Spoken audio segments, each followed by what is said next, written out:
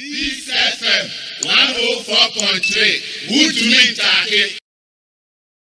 Greater Accra Directorate Ghana Education Service amanebo abeto Peace FM oproso HSA womo de krata akwakoma directors ene adwumayefo achechefo da Achimota Preparatory School ano se womo mfiri school mu ho na womo ahyo mo se nyame yadoma January 27 and womo hwe na se nyame yadoma juada womo se womo kukuru womo nkaka nyina mfiri school na se school no achechefo empanifo eda no enkwada nyina womo Achimota Preparatory School no ye pam womo afiri ba bia school no ewo na no na Peace kase bote sanse na fe yasumu aye chen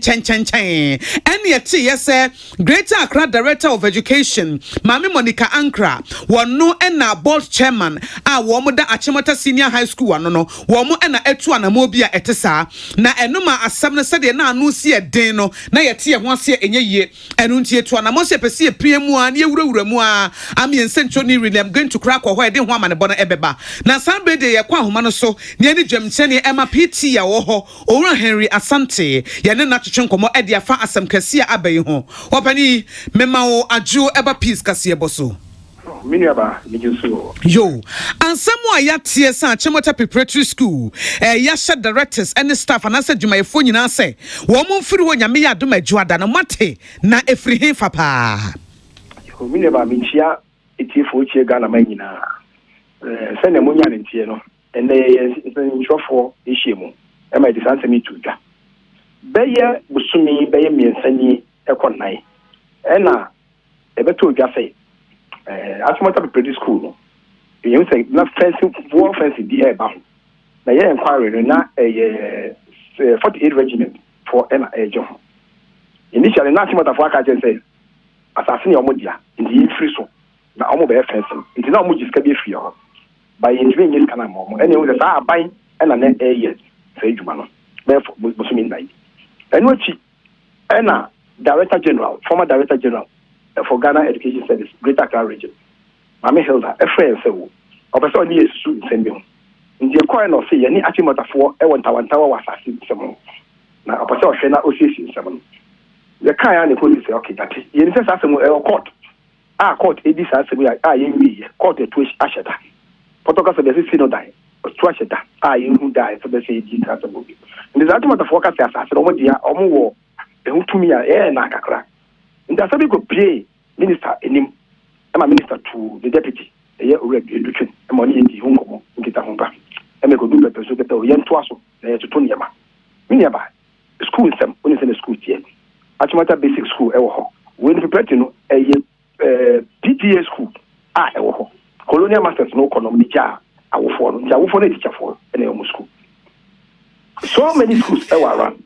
ofi Ashoma Estate eba Mimeti Ashoma Estate cluster of government cluster of school ho Kwabenya cluster Domi cluster they be see anomale I want your size so I will for the before that dey Achimota Preparatory no e ho na pay dey beba nti one was say Mami Monica obet na dey so be bosu nya hia bi enu enche bia e no frey na ekoya na sam ne say Achimota for say ye di wonka since 1976 asase to ne to so mienu sa na etie bia omo so mo wini court case only court case omo wini nti yen free school and 24th ende yenya humbo say if you do that bad yen ma school obi yen man teacher free na mama mpa ene say yen ni me sa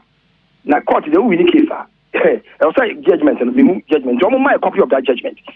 na yen so yen na so ne kan tutu ya sam Achimota say no mu ni asem bi da mini aba asem ni tia wan nyina ne say o de krata ba say yen free so adua da ebe na wo for the executive for the day asem yen tia se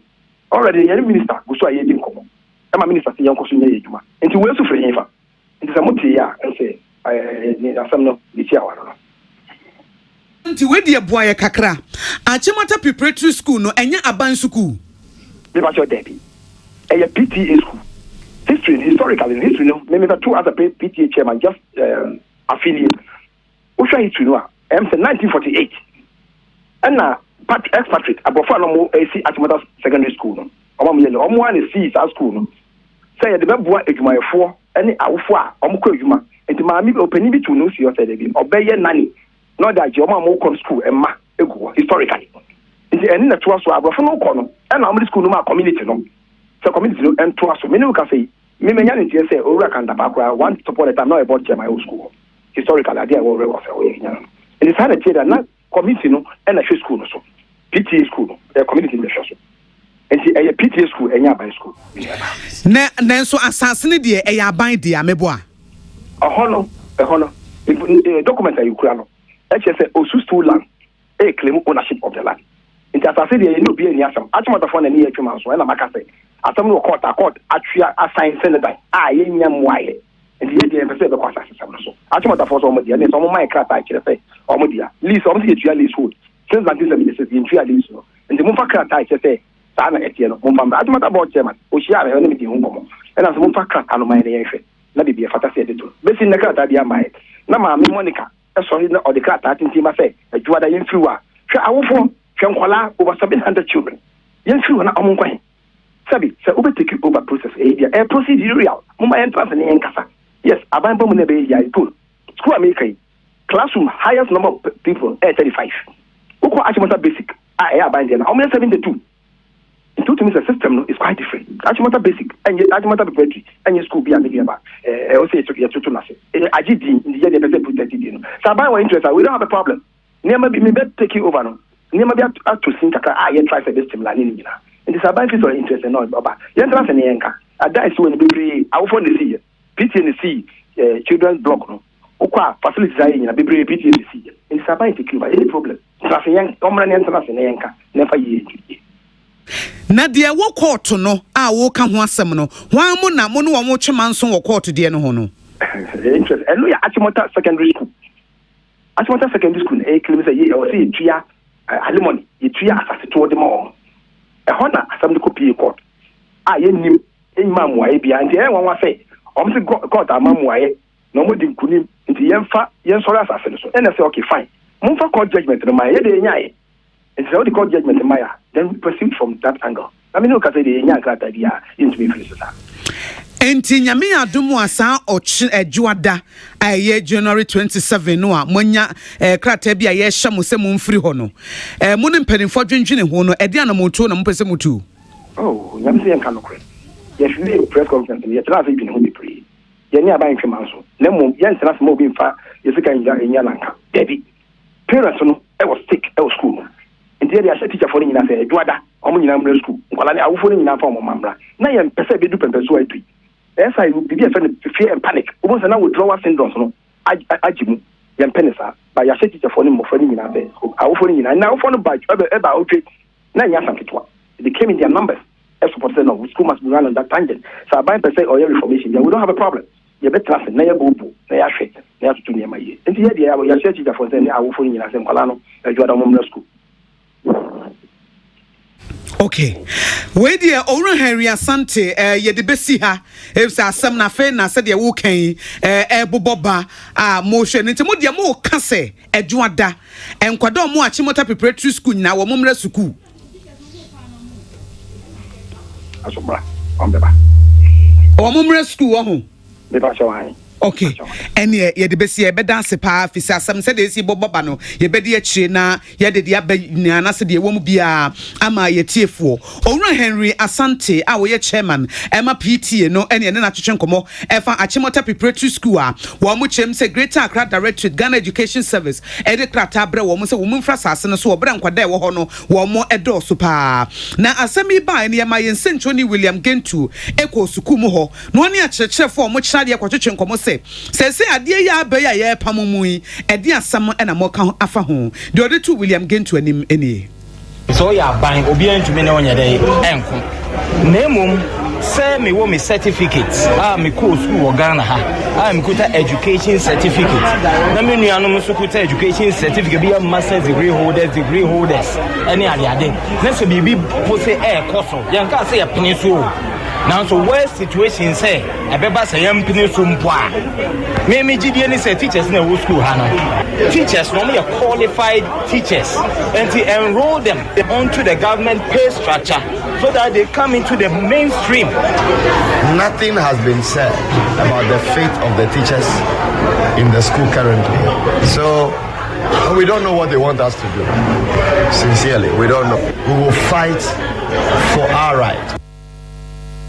We eya chechefo ni bi ena woni yensencho ni William Gentu twehwe nkomo efa ensemu a APP bobo bafa Achimota Preparatory School a Greater Accra Directorate Magana Education Service declare mo se wo mo mpanefo edanu nyina wo mo emfrasase ne so no na eno achi no ena William Gentu ene awofo a wo mo ma wo suku mu ho bi efise sabre no wo kɔ ho na bi nso apon a mo ba bɛfo wo mo ma ede akofie ene wo no wo mo kasa ena de awofo no kaaye ede tu so ni ɛyɛ nkɔfo bi na ɔma bɔ po ɛpushi obi ɛde politics ɛpushi obi so mo just kuna mo ntɔn na mo fanye business center mi adeɛ mi nyansa mi hunu no teacher foforo no ɔ need to me be rescue mu ha ɛna jesus obu me nim no ɛna ɛne ɔmo bɛkyerɛ de ɔget na no yɛne ɔmo bɛkyerɛ de ɔmo fɛn so no ɛne ɔmo bɛkyerɛ de ɔhɔ paa ɛne ɔmo ba ɔmo fɔ mo batale so ɔmo fɔ mo nkɔda no any Ghana Education Service mpanyinfo ma me nka say oji ha no ɔmfa ne ma no mra I didn't think about the future of the children. They are rather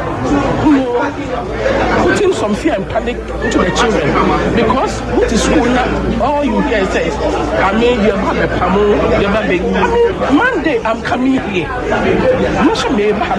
coming to see what because they are here so we are so vulnerable. We eya wofo binom na ne yensencho ni William Gentu twetwe nkomo ene wo mu kyerem se de ekoso no nyefe kora pamo aye pamo wo mu se wo mu emfiri asase no so no wo mu nko no eya rahusem kase pa na asemi se de di kan yi masutire no ebepie se Greater Accra Director of Education Mami Monica Ankra wo no ena etachire eno ti peace kase bo ye fa telephone efrene se ma me ne ya tie no no suku mpanifo ebo wudin se wo na wo pamo wo mu e de efiri asase no so wo na wo se da mo woni achechefo nyina wo bia every Achimota Preparatory School ho na etesen ene wo se mintimi nka ho asem peace kasebo mintimi nka bibia emfa ho etini din na yete ye ne yede akire de ode ato ye nim na asem na se de di kan kan no yede akire de bebe bia tiefo ye nyima so emfrim na yeda ho awo enwumesan sensemu a Peace FM 104.3 Would you mean